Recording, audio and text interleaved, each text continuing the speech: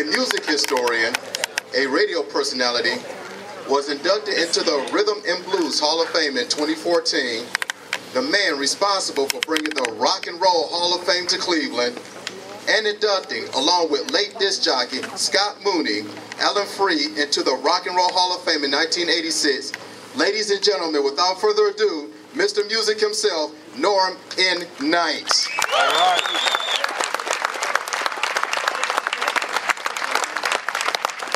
Thank you so much, Chris Mitchell. And you can all gather around and get as close as you possibly can. Ladies and gentlemen and true lovers of rock and roll, Freed family, honored guests, welcome to this very special tribute. The words rock and roll have been bandied around by the followers of pop music for over 60 years. But what has this expression come to mean by the youth of the world who have supported this music all this time? For the millions of teenage supporters from the decade of the 50s up until today, it has become a personal statement of their feelings, frustrations, dreams, and attitudes towards society, and the difficulties trying to survive in a world that the only people that are able to understand their pains are the people their own age. The music and the beat of rock and roll was the unifying thread that held them together as a group for these past 7 decades. At the source of this music was one man who popularized the expression rock and roll in the early 50s. He brought it to the mainstream of public acceptance, and today it has become a billion-dollar-a-year industry.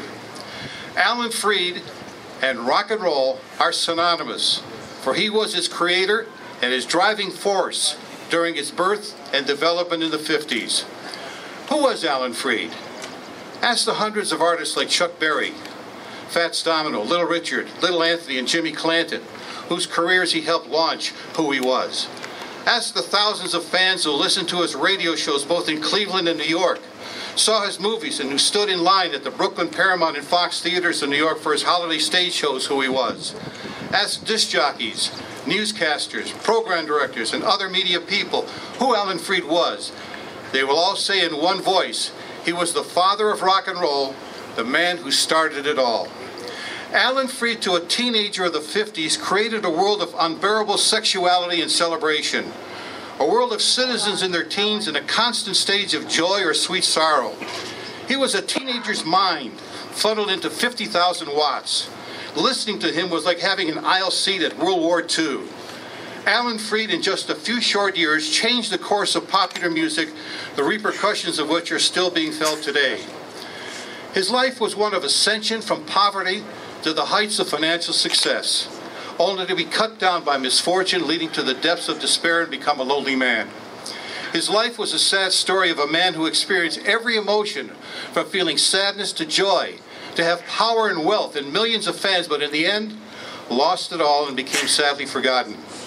The Freed family lived with this since his passing on January 20th, 1965, until final redemption, when the Hall of Fame chose to induct him that very first year, January 23rd, 1986, and I, along with the late disc jockey Scott Mooney, had the honor of inducting Alan into the Hall of Fame, and rightly so.